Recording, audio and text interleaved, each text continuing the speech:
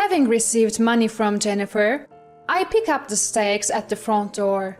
However, there are only 3 wrapped steaks. While wondering why is that, I go to the dining room and say, "Jennifer, it seems like the count is off. There are only 3 wrapped steaks." Jennifer says, "There's no mistake. Did you intend for Nancy to eat even though she's less than a daughter-in-law? She's just standing there wearing an apron and not doing anything. What a presumptuous girl." A small "ew" slips out from me, which gets drowned out by John's voice saying, "Wow, this looks delicious." The story goes back to when we were newlyweds.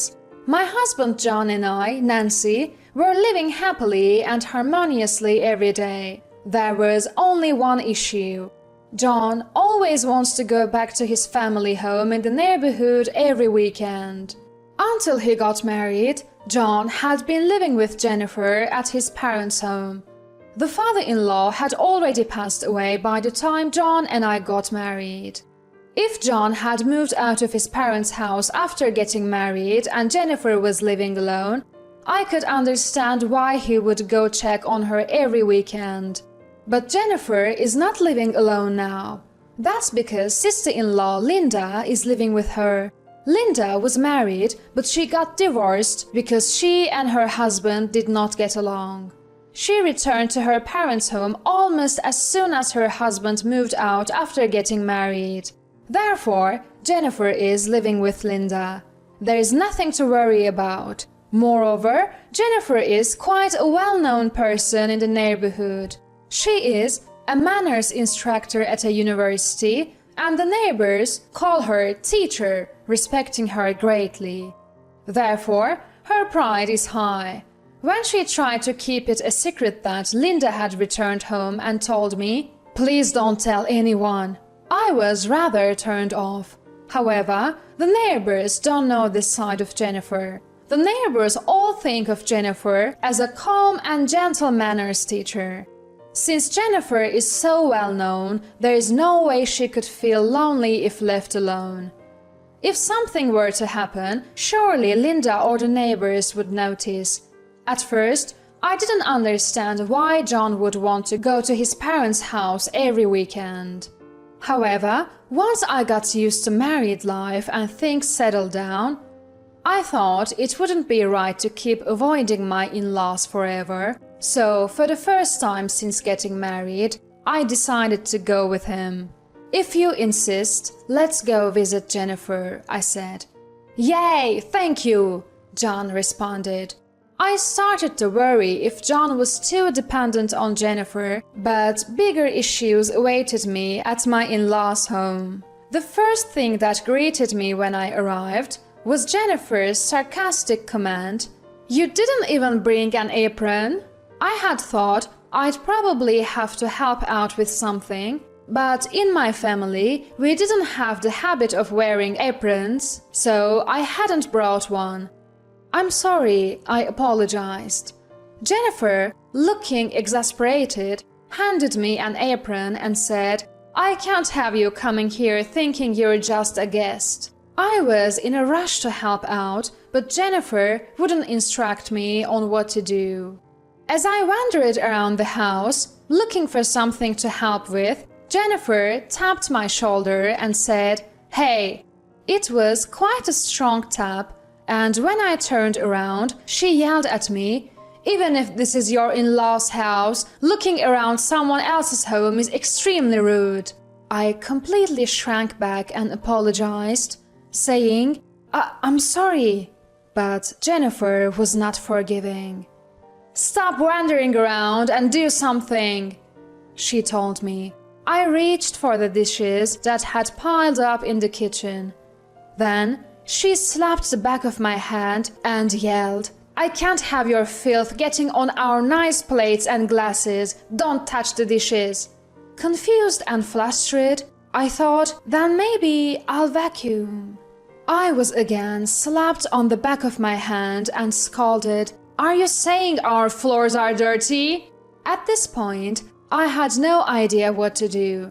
Standing there dumbfounded, I was endlessly criticized by Jennifer. "What are you spacing out for? You're such a useless daughter-in-law." When I looked at John with a "help me" expression, he was just laughing uproariously at a comedy show with Linda, despite seeing how much I was being berated. In the end, my first visit to my in-laws concluded with unceasing harassment from Jennifer, leaving me so drained that I couldn't even eat dinner that night. Of course, I asked John, "Why didn't you help me when Jennifer was blaming me?" John nonchalantly replied, "Mom just wants to give you a hard time for now. It's a phase newlyweds go through. It will pass soon," showing no intention to help. Despite this, John still wanted to visit his parents' home. Since I didn't want to see Jennifer anymore, I said, "Just go by yourself."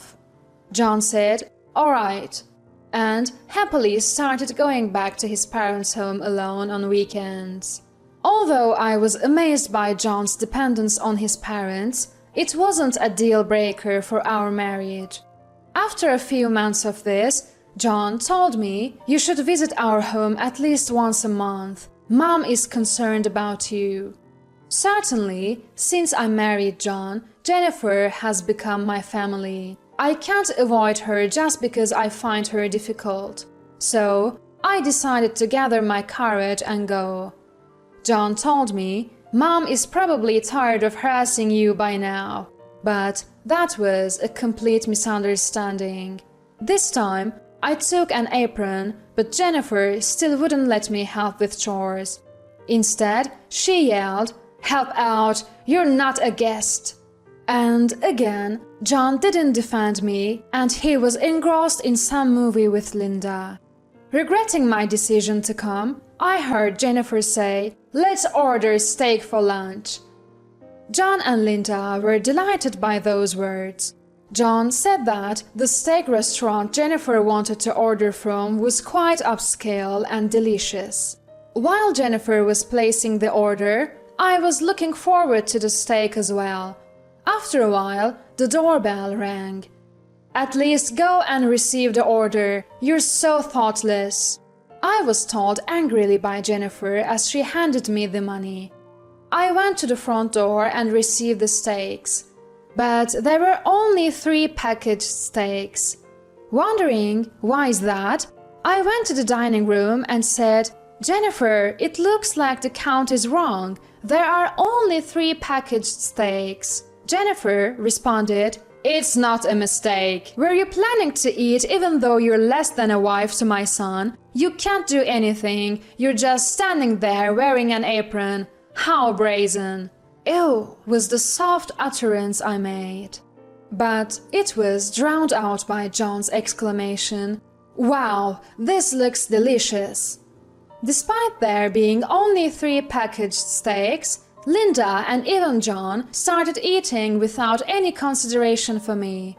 As I felt a deep shock, as if being stabbed through the heart, Jennifer was looking at me with a smirking face and said, "Delicious, isn't it?"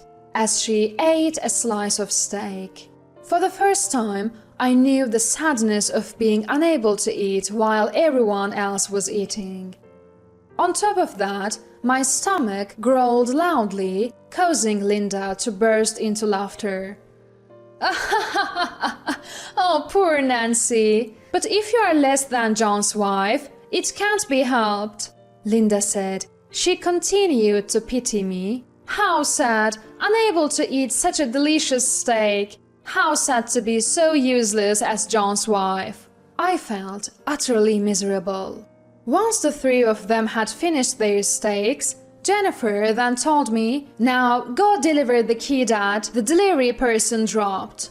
Apparently, it's a long holiday, and the steak restaurant is very busy.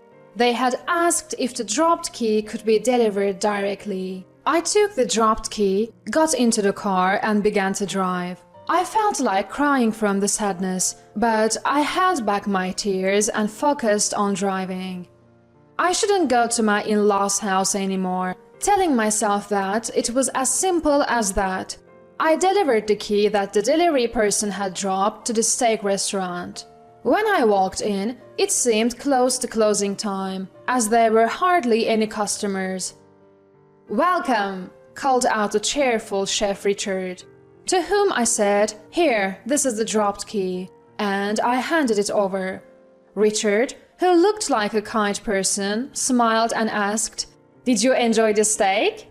At that moment, I didn't know what to say. I didn't want to say it was delicious when I hadn't even eaten it. I opened my mouth to say something but couldn't.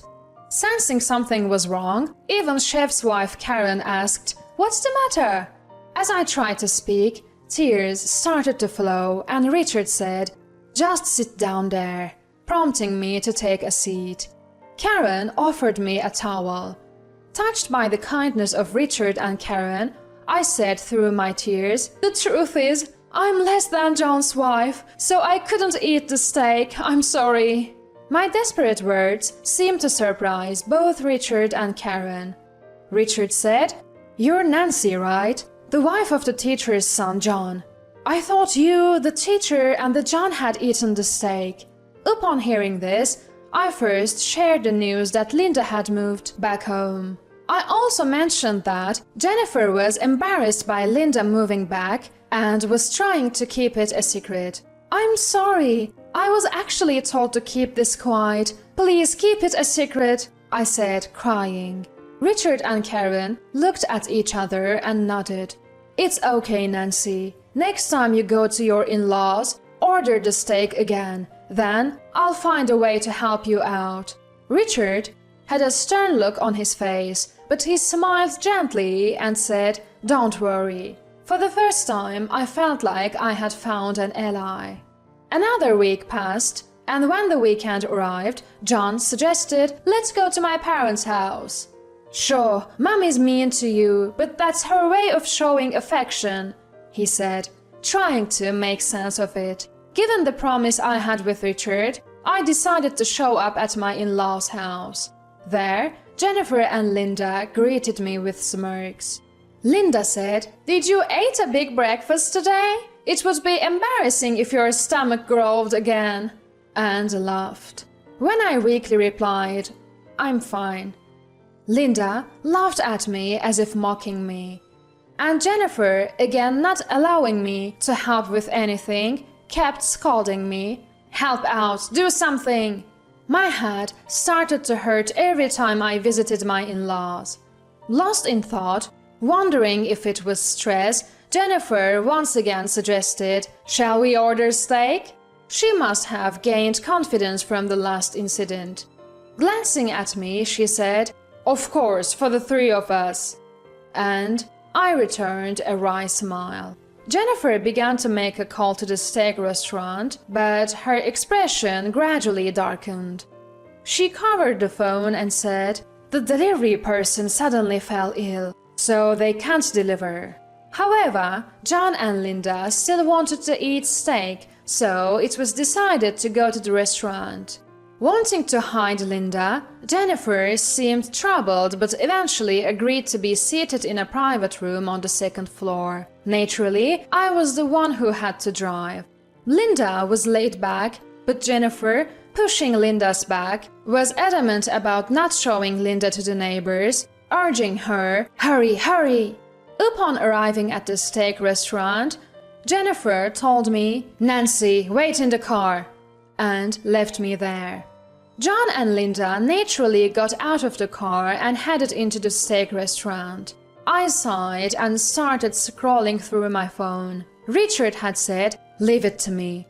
But what exactly is he planning to do? While I was lost in thought, there was a knock on my car window. Startled, I looked over to see the panicked John, who said, Mommy's in danger! Can you come to the restaurant right now?" Jennifer is also quite old.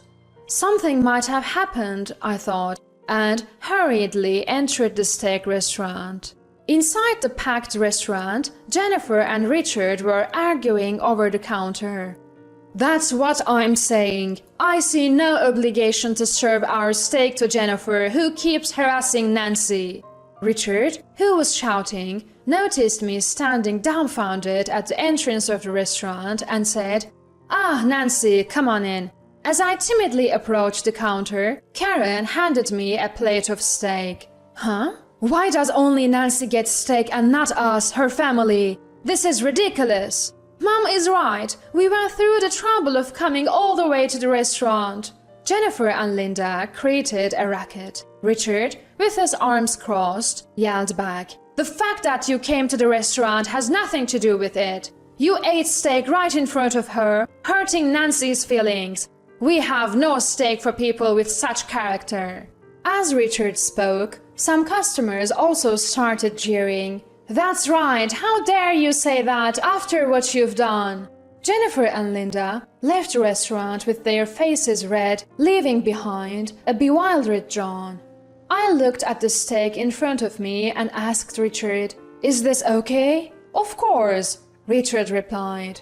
The steak I ate, after thanking him, was so delicious that it brought tears to my eyes. The encouragement from other customers as I ate my steak in tears was also heartwarming. Just as I was about to pay, I realized that I had left my bag in the car. It seemed that Jennifer and her group had taken the car and left. So I told Richard that I'd pay next time. Richard said, "Don't worry about the money," and even arranged a taxi for me to go home. I didn't know how to thank him enough, so I thanked Richard repeatedly. "If you ever need help, come anytime. I'll take care of Jennifer for you." His reassuring smile saved me. After that, I woke up, thanks to Richard's help. I lost all affection for John, who not only failed to help me when I was being harassed, but also left me at the steak restaurant. When I said I want a divorce and presented the divorce papers, John seemed genuinely clueless as to why this was happening.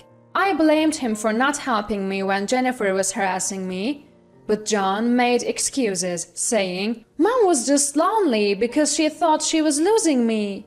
I didn't want to hear such excuses anymore.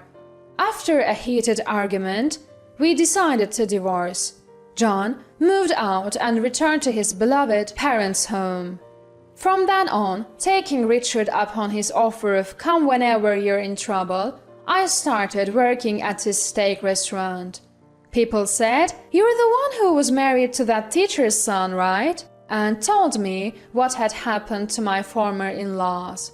Apparently, Jennifer had fought with Richard at the steak restaurant, gained a bad reputation, and was now ostracized by her neighbors. Even the existence of the returned John and Linda was exposed, and they seemed to be the talk of the town as, "Maybe something's wrong with that family."